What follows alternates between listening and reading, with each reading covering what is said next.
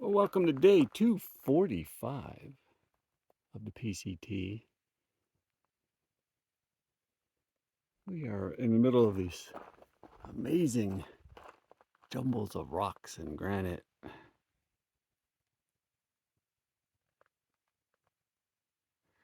Having come up over Piper Pass and headed for Glacier Lake, the days seem to have skipped ahead. That's because at the end of day 143, I made a video and called it day 142. So yesterday was 144 and today's 145. If you can keep up with that, you're doing better than me, obviously.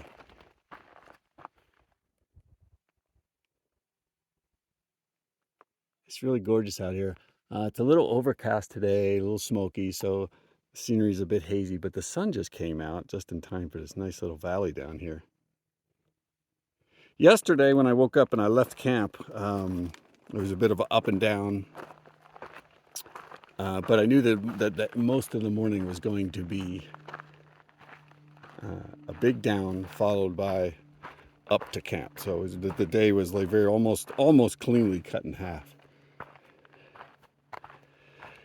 But I did notice immediately when I came around one corner that the sun was just this orange ball in the sky that you could practically look straight at. And so it looks like the smoke from some of the fires north of here have made their way into the valleys, and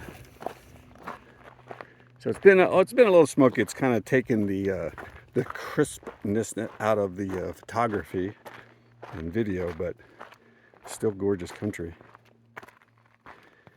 The descent yesterday down was actually pretty nice. No pain to the knees really. Had lunch at a little mini waterfall and crossed a long valley, and there was a bunch of really nice lakes. I spent a lot of time drinking, resting, and eating a little bit more because I wanted to avoid the exhaustion I felt coming up that climb that day.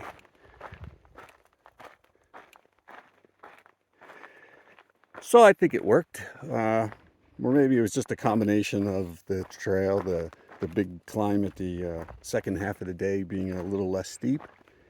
But I did concentrate on drinking a lot more and eating and taking a few extra breaks.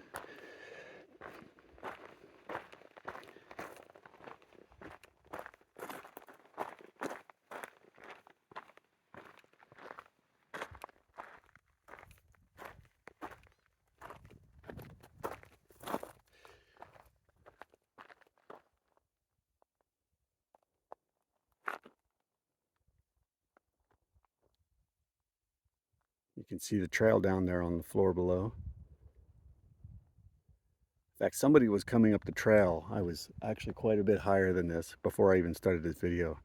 And I could see these people all the way down there. And it is so quiet right now here that I could hear their footsteps crunching in the sand. It's pretty amazing. So the end of the day and last night turned out to be a heck of an adventure, heck of a story.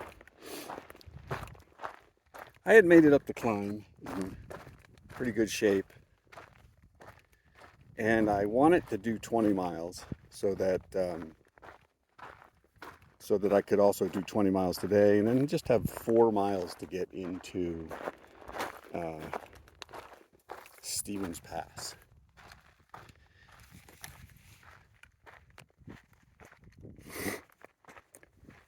So I had to hit, unfortunately the camp that was right at around 20 was a dry camp.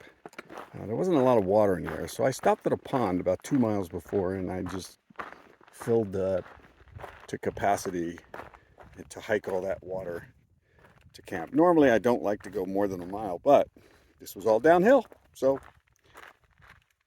it worked out pretty well.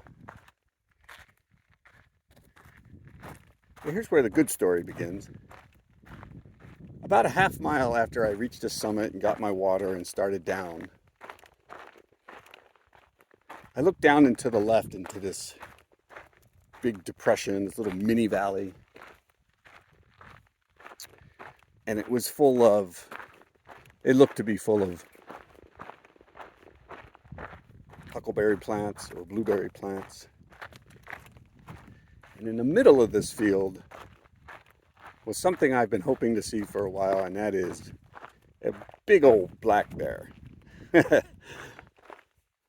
Now, I've been walking through 2 states now, Oregon and Washington, that have been absolutely non-stop full of thistleberries and huckleberries and blueberries. And the whole time I've been asking, where are the bears? Right? I mean, come on, this is what bears are meant to do. This is bears out doing their thing, right? Eating the berries. And I didn't expect to see a bear pulling honey from a bee's nest. That would be fantastical. But I mean, you'd think you'd encounter some having some berries. So I stood there, and he was maybe, I don't know, he was a ways. He might have been 100 feet, maybe more, I don't know. It's hard to judge sometimes.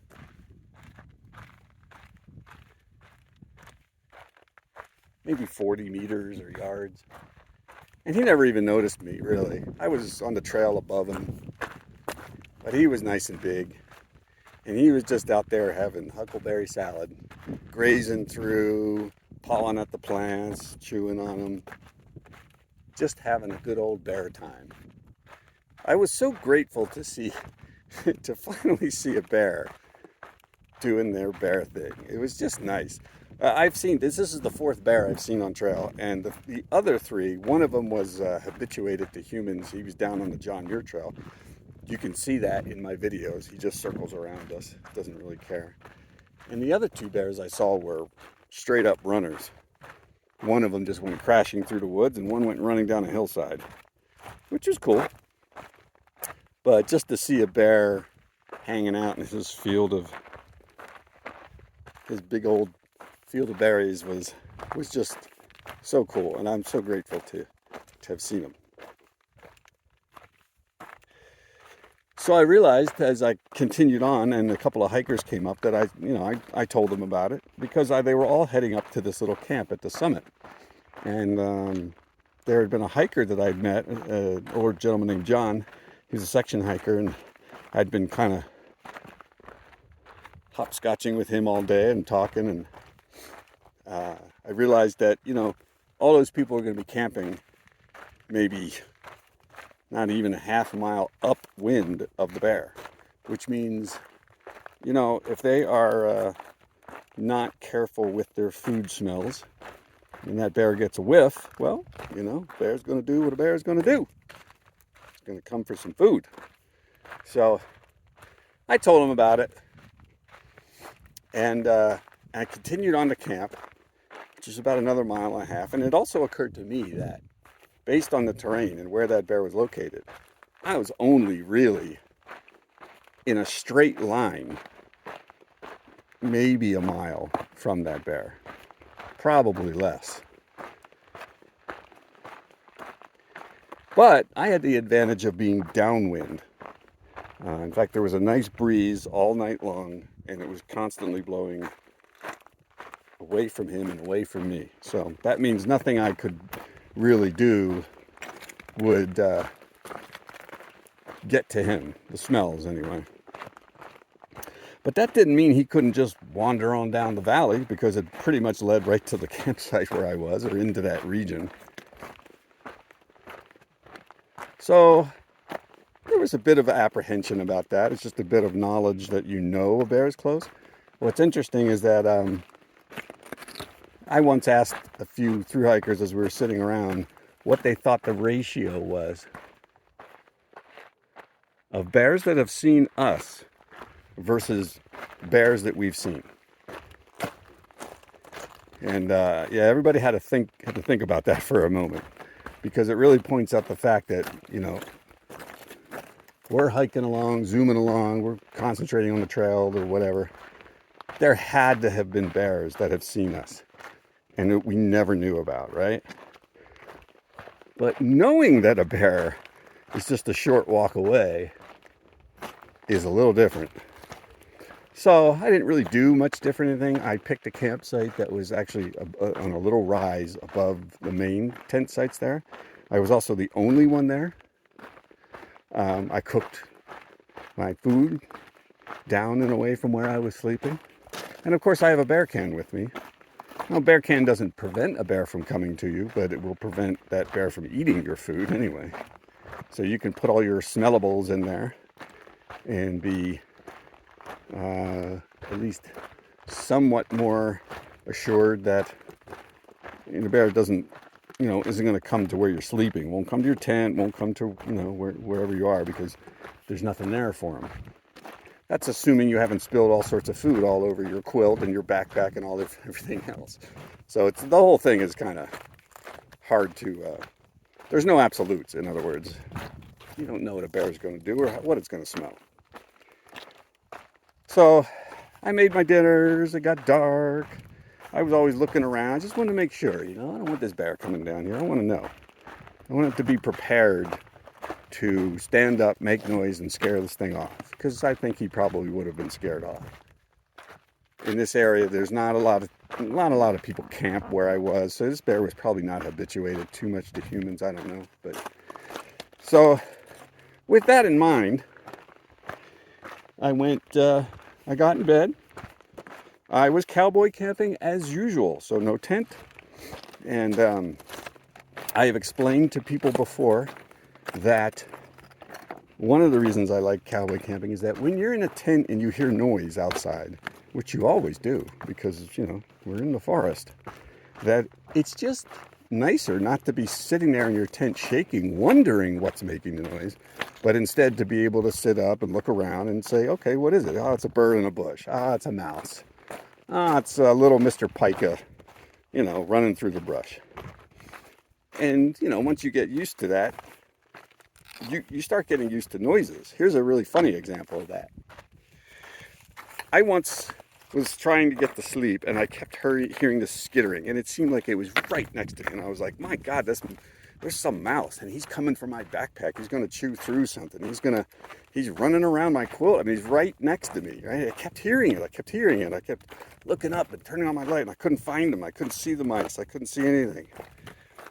And then one day, as I was getting my cowboy camp ready, I was sitting there. It was very quiet. And out here in the wilderness, they grow ants pretty big. They have these big black ants. They're harmless, an ant's an ant. It's not going to do anything to you. They don't bite. But I watched it as it ran across my ground sheet, which is a substance called Tyvek. And it's a very fibrous, papery, crinkly material. It's used for home insulation, actually. But as this ant ran across the Tyvek, you could hear it. You could hear it skittering across its little feet. That's how loud this ant was on this material. And the whole time, I thought it was a mouse. Only thing I was hearing was an ant crawling next to me. So I'm used to the sounds by now, and most of them I just wave off. I don't bother. Until last night. Last night, the forest surrounding me, I don't know how to describe it, but it just seemed like there were extra noises. The pikas were out. The pikas are sometimes called mountain hamsters, and that's what they look like. They are absolutely the cutest little things you've ever seen. They're like oversized mice.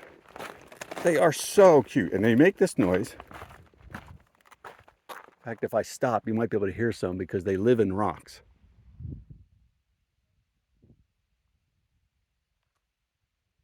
But they're not going to perform for me. But they just go, meep, and they do it all night long, or sometimes all night long. So the pikas were out meeping, and there was other rustlings. Curiously, there were a lot of planes going overhead. It's like there was an airway above me, maybe planes coming out of Seattle. So every once in a while, a group of planes would roar by. But I also kept hearing other things. Now, normally in the forest, you'll hear things like pine cones dropping from trees. You'll hear a little thud. And you'll hear branches dropping, things like that. So there are a number of other sounds. But, you know, I kept hearing like something that sounded a little heavier than a ground squirrel, a little heavier than a pika. But, and of course there are deer around too. So also no big deal. So I was up for a while and I was starting to go to sleep. And off to the left of me, at a distance that sounded close, so it wasn't echoing, it didn't sound like it was a distance, but it sounded close. It sounded what I would call danger close. Came this sound that I have never heard before, and when I think about it, I get a little bit of the chills here. But it sounded, if you've ever had a dog, and you've heard a dog lapping water from a bowl, it sounded like that. It was like a back of the throat, watery, wet licking noise. I'm going to try and imitate it, but I'm not going to come close. But it essentially sounded like this. I hope you heard that. It sounded close to maybe what you'd think of something smacking its lips together or licking its lips, but also not quite. It sounded a little more watery than that. And wow, I shot up. I sat up so fast. I always have my headlamp on my forehead, and I snapped it on to full brightness and looked around and saw nothing. It was easily the creepiest, weirdest sound I've ever heard while camping. And I just kept looking around, and you know, your mind starts going, what in the world could make that noise? Okay, maybe it's a marmot, and he's having a late night salad on the vegetation. I don't know. You know, pikas and little mammals, they don't make a noise that full-throated, I guess is what you'd call it, that deep. So not seeing anything. I didn't really know what to do, but I looked around. There was this really nice, big, heavy stick next to me. It was about the length of my trekking pole, but far heavier, and I pulled it over close to me, and I was like, okay, I don't know what that was. But I have there were two, really the highest possibilities were two things.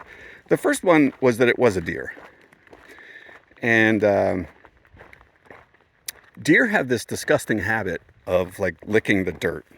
In fact, I have a video in my YouTube back along the John Muir Trail where a deer came into our camp and just sat there for a half an hour licking the dirt. It's probably licking some other, you know, where somebody else peed or something like that.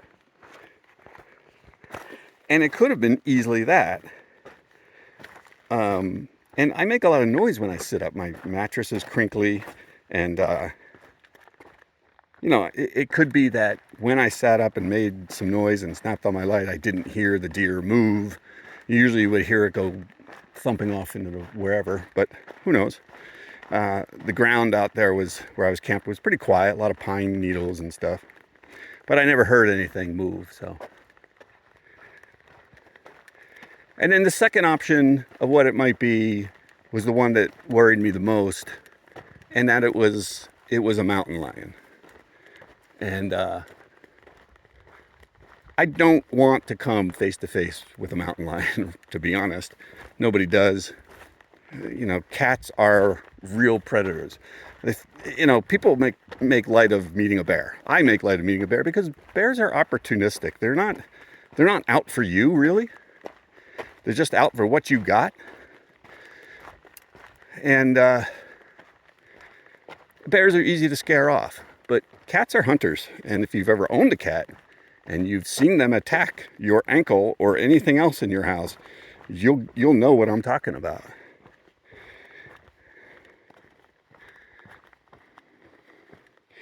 A bear also doesn't really need or use stealth. Probably can't pull it off if he wanted to be honest.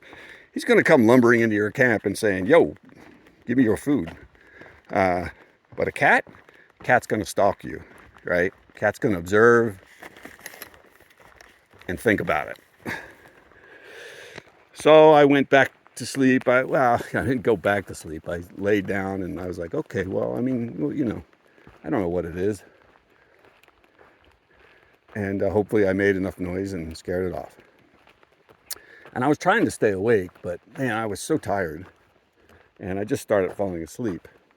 And then I heard what felt to me like movement. And again, you know the difference between an animal, big blowdown here, an animal making, a lightweight animal, an animal that moves with some weight to it. It's hard to describe, but it just sounds heavier on the ground. And I thought I heard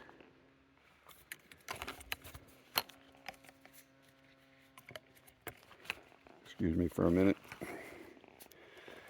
I thought I heard something behind me moving. And it really, there were no trees behind me. It couldn't have been something dropping on the ground. You get that feeling when somebody's behind you. Like even if you don't see somebody behind you, there's that feeling that somebody is. How do you describe it? That disturbance of air, that incredibly light footstep that you can barely detect, but just your brain says somebody's behind me. I'm sure we've all done that. Well, it was very warm last night, and I had the quilt actually folded down around my waist, and my hand was out, and I had left it on that stick that I told you back, which is really more like a club. And I moved again so fast.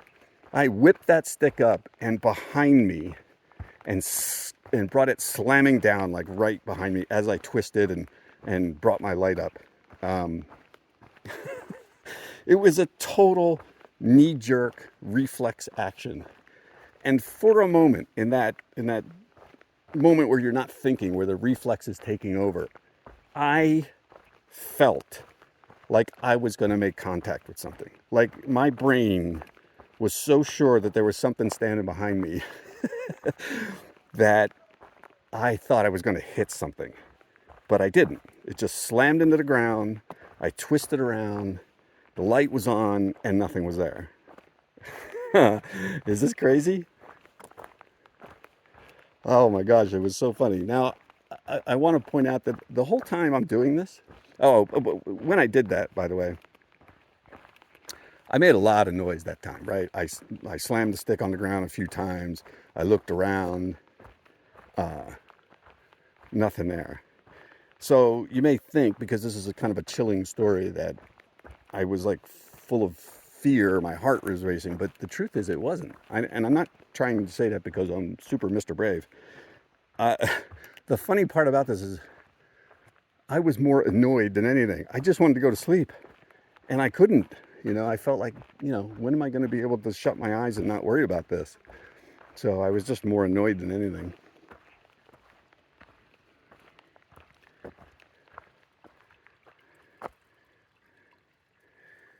So what am I going to do? Nothing was there. It was just my perception of something behind me. It might not have even been there. So I laid back down and I tried to keep my eyes open. And the first time I heard that sort of throaty, guttural, weird, mouthy, water lapping sound, it had been off to the left of me. And I don't know, it was maybe a half an hour, and I was kind of like drifting off, and it came again. And this time it was to my rear right. So whatever it was that was making that noise had moved 180 degrees around me and sounded like it was at the exact same distance. Hi guys. Hi. How are you doing? Good, how are you? Good. So I did all the same thing again. I shot up, the light came on right in that direction. And the headlamps are really bright, by the way. It really lit up the field. And I slammed my stick down onto the ground. And this time I started shouting, come on. I was like, come on, let's go. Come out here and let's get this over with. But I couldn't see anything. Yeah, it just, once again, it was just, I don't know what it was, but there was nothing there. But this time I realized, I thought about getting up, putting my shoes, and just walking around camp. I was just going to be like bashing my club into trees and just making an absolute ruckus. I did that to some extent. I was banging it on the ground and yelling a little bit, just to let whatever was there maybe think twice about coming back. Wouldn't it be funny if this all turned out to be some funny little bird that makes a funny little sound?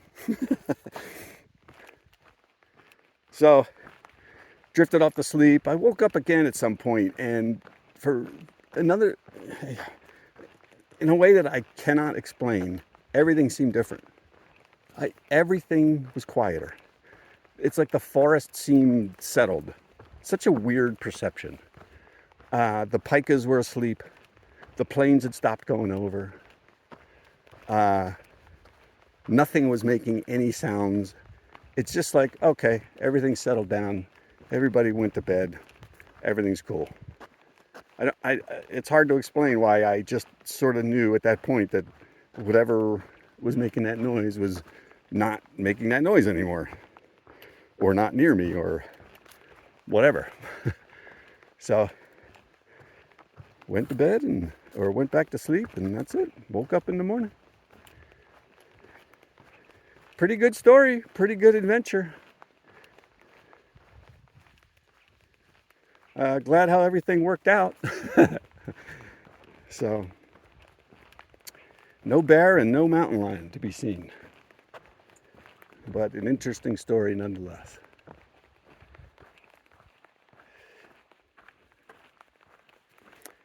Today's a big up and down day. Already been up a few climbs. None of them were awful. One of them even got done so fast I was surprised. But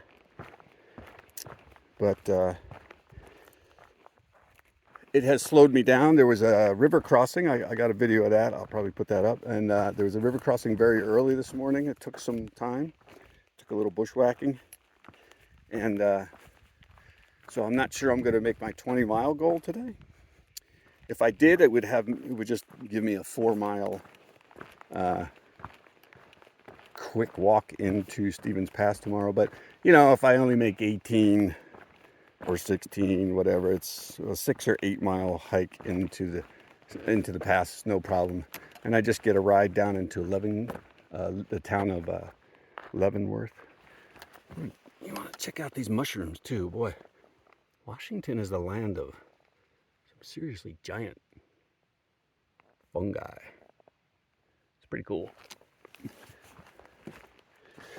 So once I do that, I'm going to take a few days off in Leavenworth and get my plans together.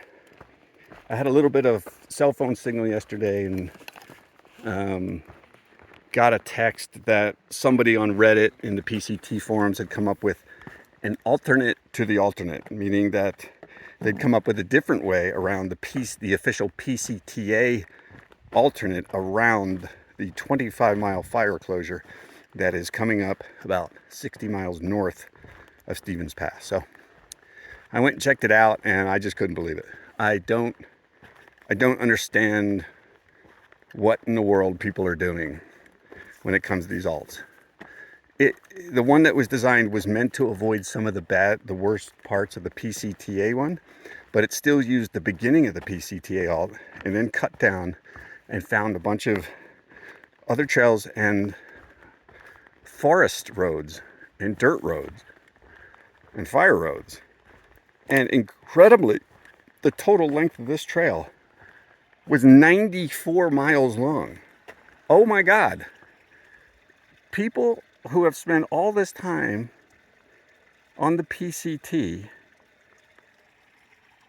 are going to do a 94-mile alt on roads? Why is that an option? I mean, the problem, of course, as I've mentioned before, is that the 25-mile closure actually affects about 150 miles of the trail, because it's not easy to walk up to the actual closed section and then immediately get off. So you know, it makes it hard, and that's why people are skipping the whole section. But I just can't comprehend wanting to see as much of the PCT as possible, which is the whole point of doing this, and then electing to do nearly 100 miles off trail and on fire roads. No, thank you. I want nothing to do with that. I mean, if I want to see the rest of Washington, I'll schedule another backpacking trip, you know? I came here to see the PCT. What's amazing is that there's a pretty good plan that I may have already talked about, but my intention so far is to walk up to the closure at a place called Michael Lake, and then backtrack south to a trail that leads to the town of Darrington. So, in other words, I will get to see the entire PCT trail up to the closure. Once I'm in Darrington, you can get a ride to Rainy Pass. Rainy Pass is north of the closure, so you hike south. This is the same thing I did to go see Goat Rocks.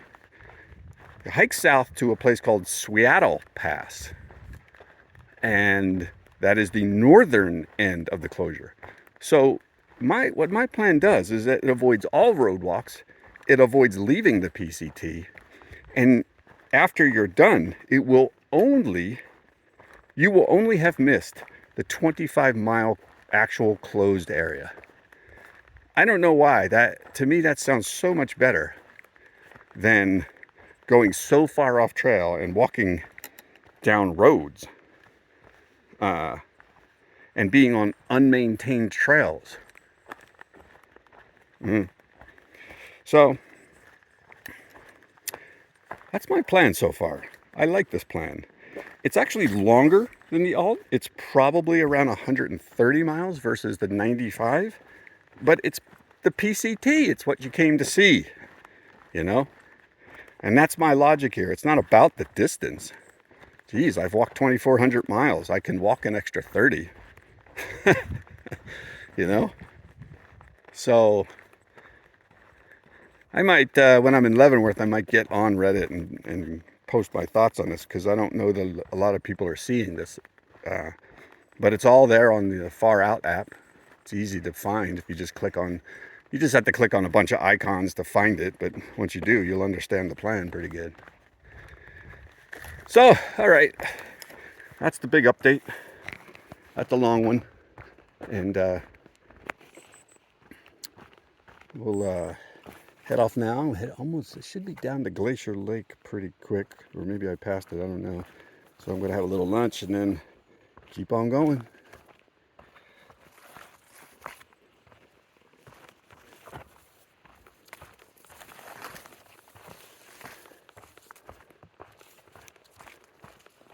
All right, from the land of bears and mountain lions, maybe. And big ass boulders. Woof. I'll see you later.